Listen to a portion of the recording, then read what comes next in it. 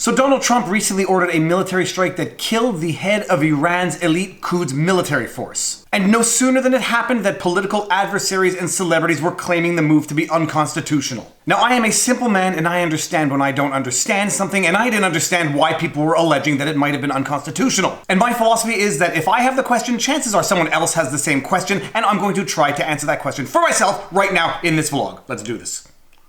My kids made this coffee mug for me, and I swear to you it's a liability. If you don't get these spikes stuck up your nose when you're done with the coffee, you poke your eyeballs out.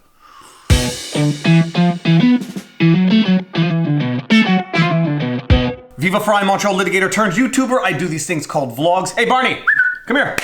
Haven't seen the vlog dog in a while. I'm going down. Oh, this is Barney the vlog dog. You want to say hi? And this is Pudge the vlog dog. I just took her outside for pee and poo, so I know there is minimal chance of her peeing or pooing on me right now.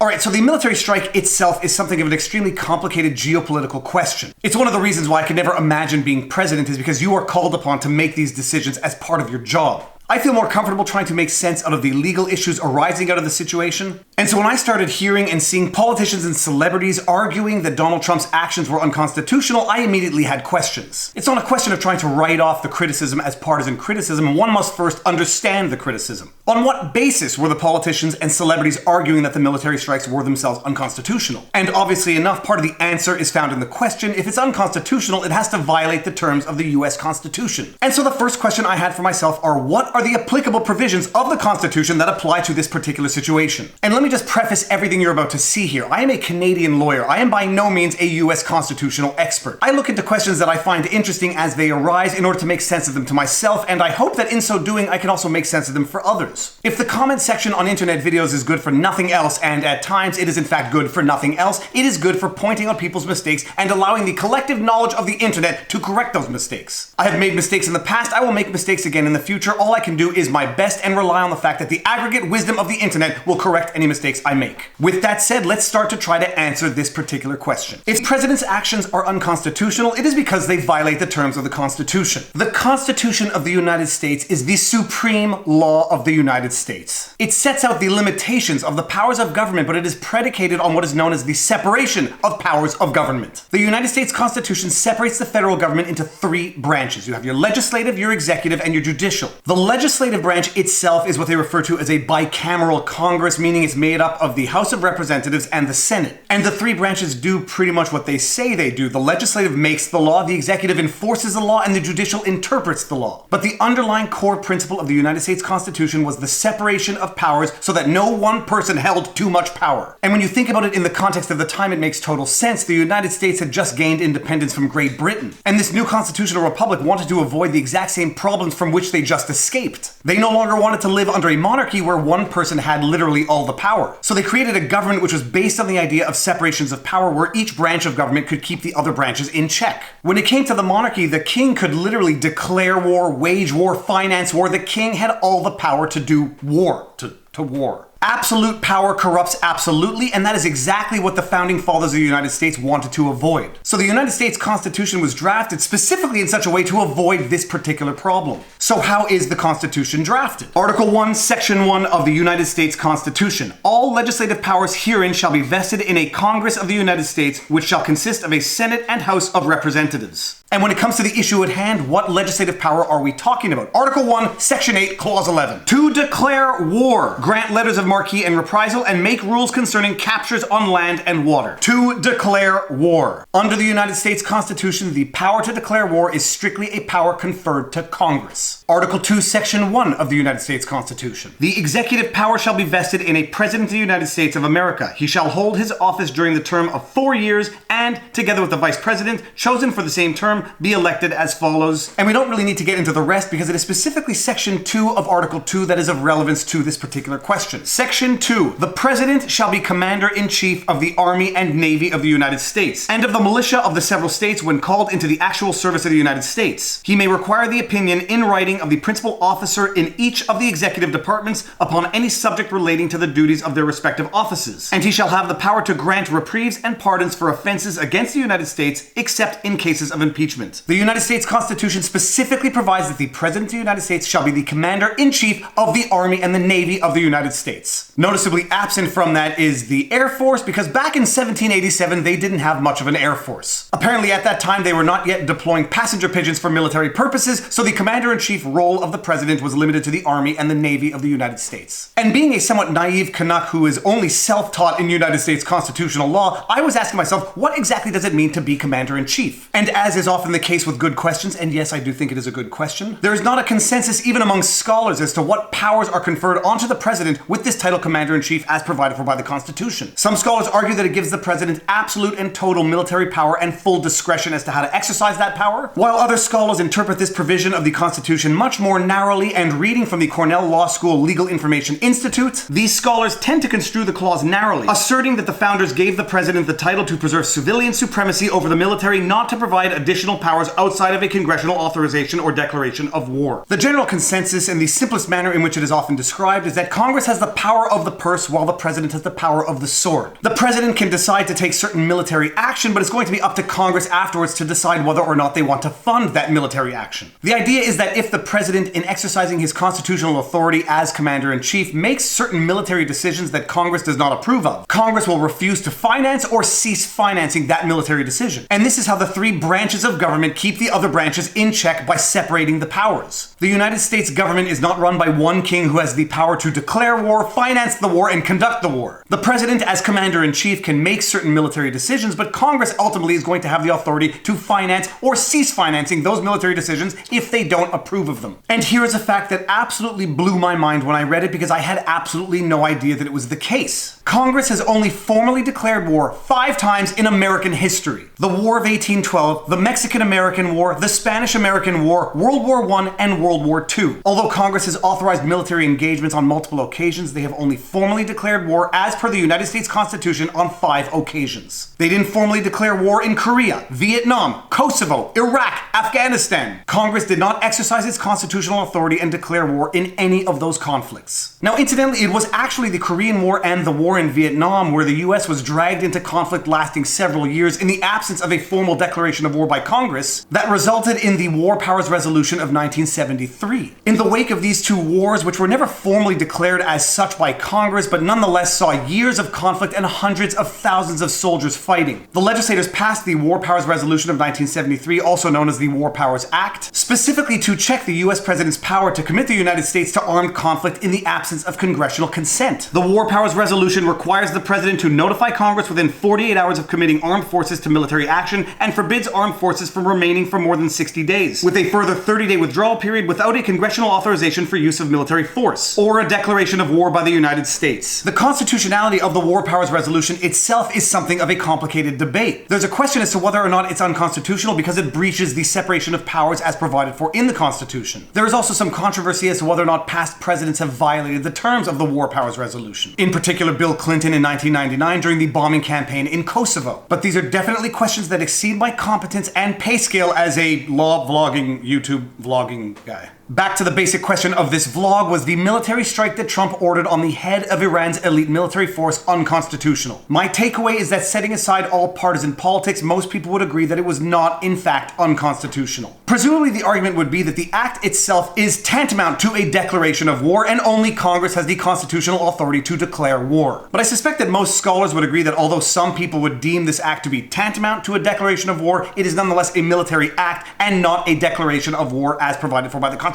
All the more so given the numerous examples of prolonged military conflict in the absence of a formal declaration of war by Congress. The President as Commander-in-Chief has the power of the sword, and Congress has the power of the purse. If Congress does not want to finance a prolonged conflict, then they won't do that. But after having looked into it enough to be somewhat comfortable with the answer that I found, it seems that the consensus is, setting aside all partisan politics, what Trump did was a military action that falls within his purview as Commander-in-Chief, and it was not usurping the powers of Congress to declare war. That being said, and going back back to the videos on impeachment where we discussed the idea that the president could nonetheless be impeached for exercising his constitutional powers. This could be the perfect example where the House could, in theory, impeach a president for exercising his constitutional authority. If the House finds what the president did to be absolutely unconscionable, indefensible, impeachable, in theory, I suspect they could, in fact, impeach the president over this specific action, even though it is authorized by the Constitution. But even if this specific example doesn't cross that threshold, one can easily imagine where a military strike, a military decision that the president is constitutionally empowered to do under the Constitution, can nonetheless be so shocking and offensive that the House decides to impeach the president for that action. So bottom line, my understanding and impression is that this is by no means an unconstitutional act, but it could be nonetheless an impeachable offense in theory. All the more so given what I have previously referred to as the new bar for impeaching a sitting president. Okay, and I hope I did justice to this subject, and I hope you appreciated it, and if you do, be sure to like, share, subscribe, hit the notification bell, drop a comment in the comment section below. I hear footsteps behind me.